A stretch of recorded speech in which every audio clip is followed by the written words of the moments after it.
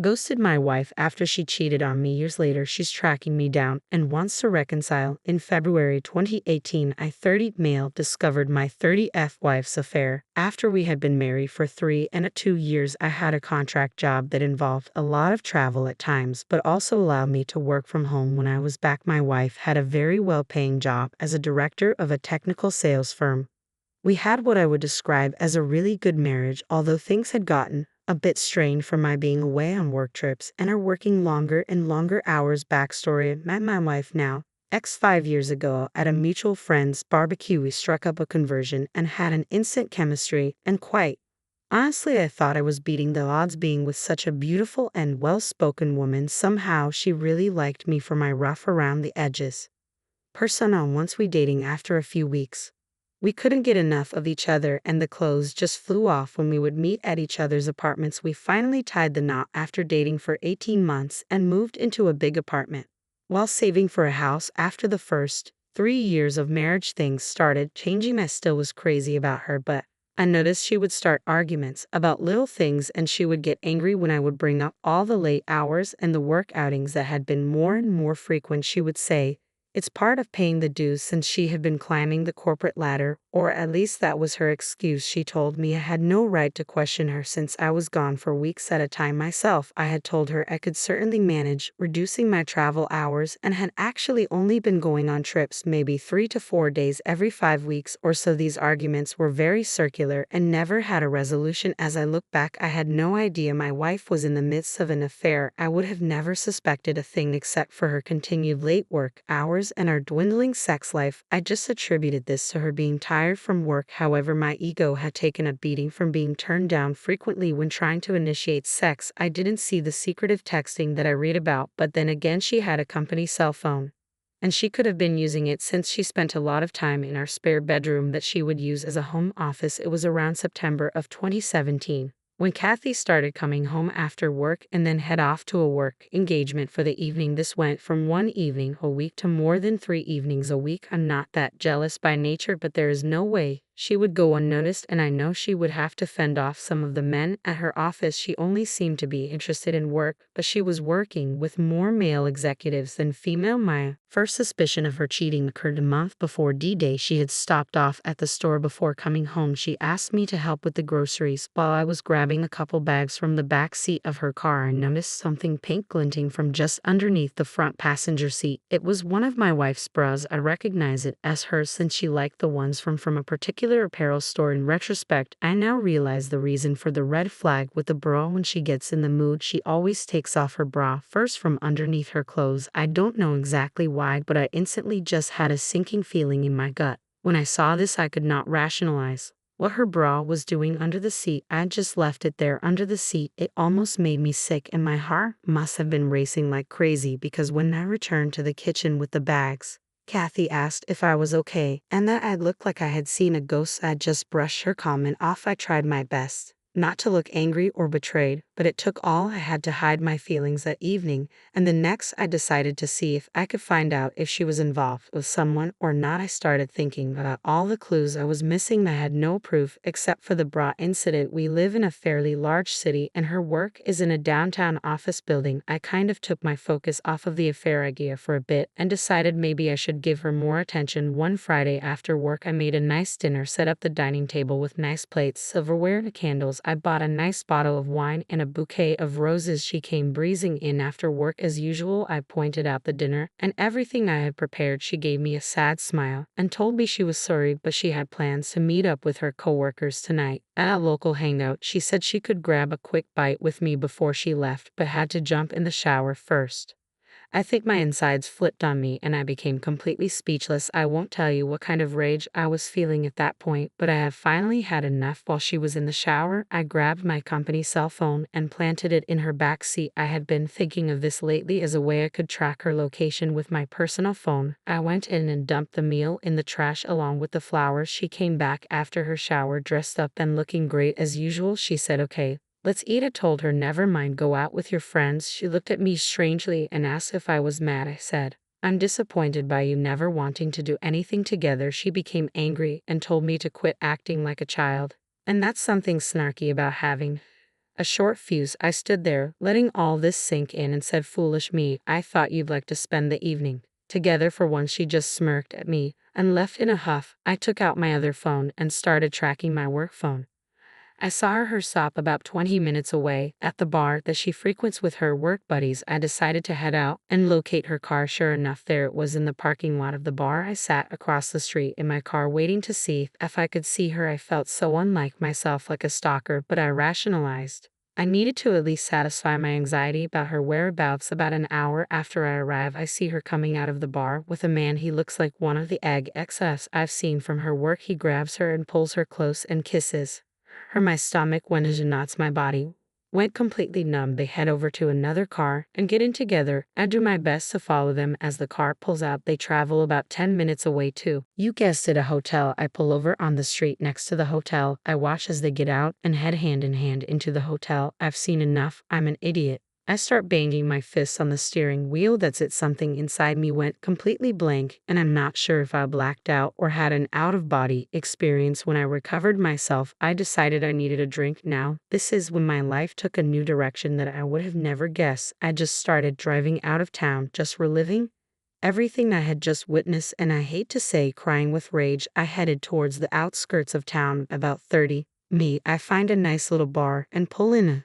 I find a seat at the bar and order a drink. I must have looked like death warmed over because the bartender, female, mentioned that I looked like someone took the wind out of my sails. I half smiled and said, "You could say that." A guy takes a stool next to me and starts up a conversation. I'm not in much of a mood to talk, but something about this guy just made me feel comfortable. We start talking, and after a while the subject of my wife cheating just tumbles out of my mind. How I just want to leave her and forget her. He looks at me and slaps me on the back. He says, "Buddy, you are not alone. There happened to me a few years ago. I believe that sometimes these things happen for a reason, and let me tell you, your life can now change either for the better or the worse. It's entirely up to you at this point." Something about him saying this really shook me out of my glum mood. I mean, I know I'm hurting, but I have always been able to see things logically, and he is. So right now, we introduce each other. His name is Ray. He is kind of a country guy, but is just the sort of salt of the earth type that I really respect. He asks me when I'm going to move out. I guess it never occurred to me to even think that far ahead. I know I don't want to be around this woman anymore, and I do have this fight or flight feeling coursing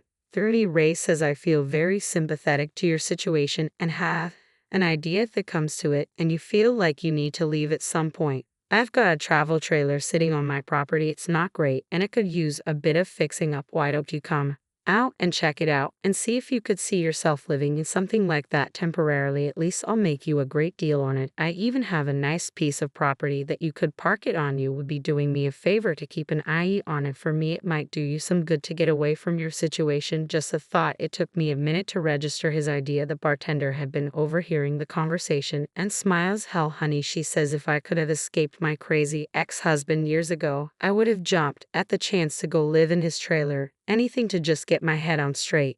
I feel like I have stumbled into the twilight zone, but maybe this is exactly what I need." I tell Ray, "Yes, I'll think about it and maybe check it out." We part ways after a bit and make plans to meet out at his place in a few days. I started to feel like I have a little bit of perspective and a chance for getting out of what I believe is a nightmare mixed in with a heavy heartache. One thing is for certain, there is no way I'll ever want to be with my wife again. Cheating is such a vile thing to me and has always been the one thing that I believe I would never tolerate. I got home after Kathy that night and sat on the couch. Kathy came out and asked me where I'd been. I turned to her and asked her where she had been. She says, "You know, I went to grab drinks." I asked her point blank, "Are you having an affair?" She looks a little startled but regains her composure and says, "No." "Why would you ask me that?" I tell her. "I heard she may be involved with someone from work." She asks, "Who told you that?" I tell her, "Someone that I know but would not divulge the name. She just tells me you are being ridiculous and that I'm drunk and delusional, and asks me where I have been."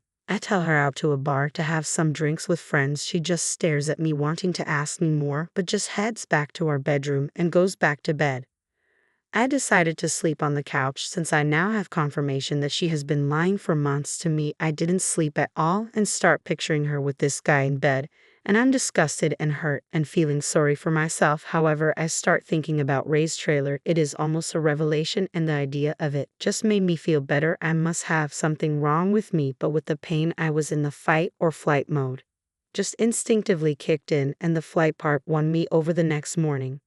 We don't speak much and go about the weekend as if nothing had happened. A few days later, I made plans to meet up with Ray. Met up at Ray's place. He owns a nice ranch, and the trailer is actually really nice, about 26, and is all the necessities one needs to live in it. I had traveled with some friends and one back in college during the spring break, and really enjoyed it. I make an offer on it, and he agrees to the price. I practically steal it from him. He gives me directions to his ranch property, and I drive over to check it out. It is beautiful, full of trees, scrub brush, and it looks like there are nearby hiking and biking trails bordering it. It's near the foothills of some mountains, and Ray has a small shack on a hill overlooking the property with water and electricity for the trailer available. Ray will pull the travel trailer to the site and set it up for me. I tried to get Kathy to come clean during the next few weeks, and all I get is gaslighting. I even point blank tell her that if I find out she is cheating, there is no going back. This has the opposite effect of driving her deeper into her affair fog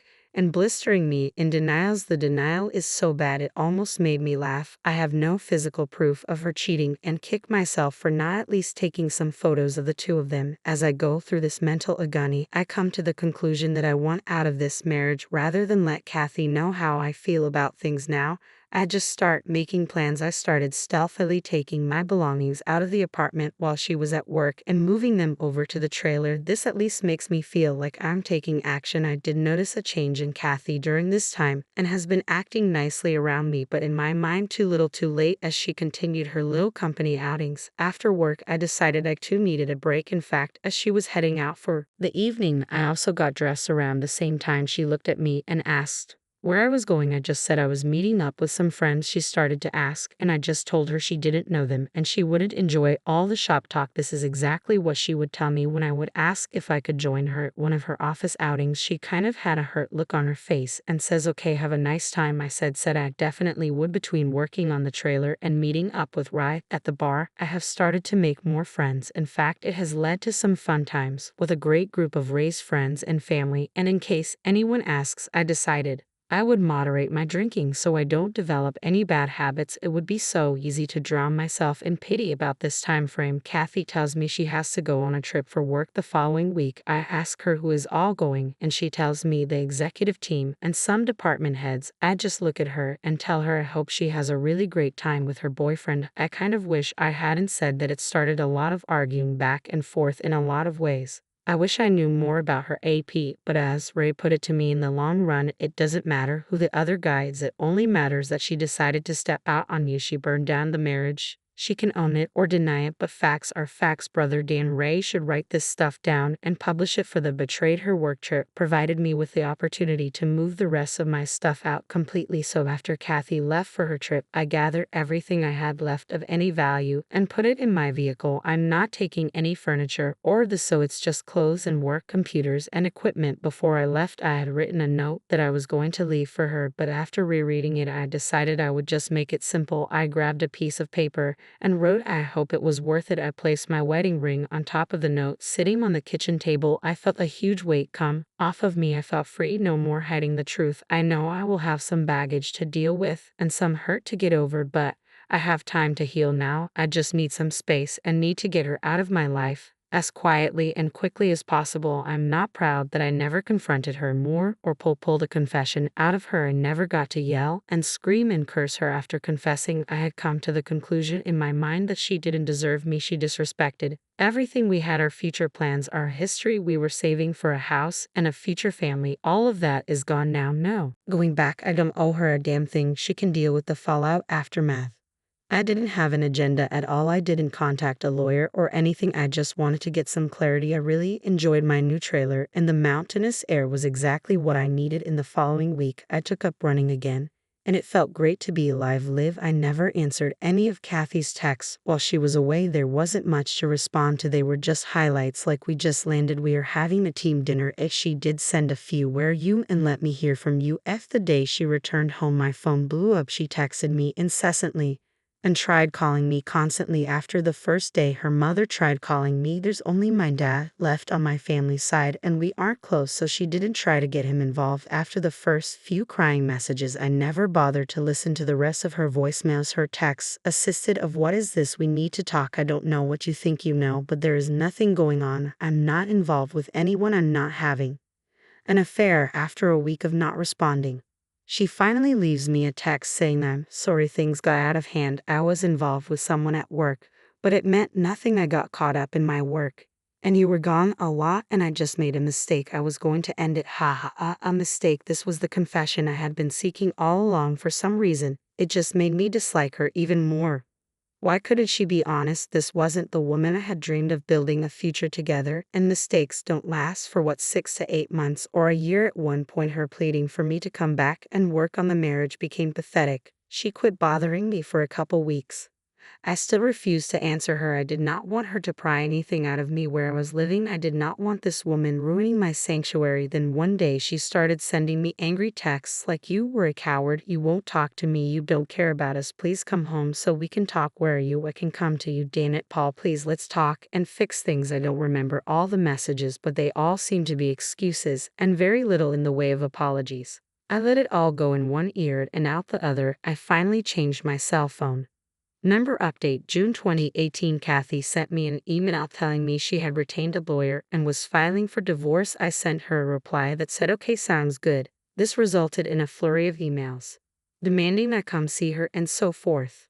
She realized this wouldn't get her anywhere, and after a while she just wrote that if I agreed to an uncontested divorce she wouldn't bother me anymore. I agreed, and several months later finally I was truly a free man. I never had to see her after I left our apartment. No closure for either of us, but it seemed like that was more important to her than to me. For a few months I did think of her sometimes, and yes, the pain would appear out of nowhere, like if I heard a song come on the radio that we used to listen to it, but eventually I just stopped thinking about her. Update 2. Well, I am officially divorced. Things are really good now. As a matter of fact, I met a great girl. I was out on a run on a trail just down the hill from where I live. I helped her change a flat tire, and we really hit it off. She is amazing and cute as hell, though a few years younger than me. She loves my lifestyle and calls me her mountain manna. I'm in no hurry to get serious, but I'm not about to give up on women completely. I'm still up here in the trailer. I have no plans to change anytime soon, and I've simplified my life quite a bit. I love the outdoors. It helped me get over my ex-wife, the heartish, everything. I know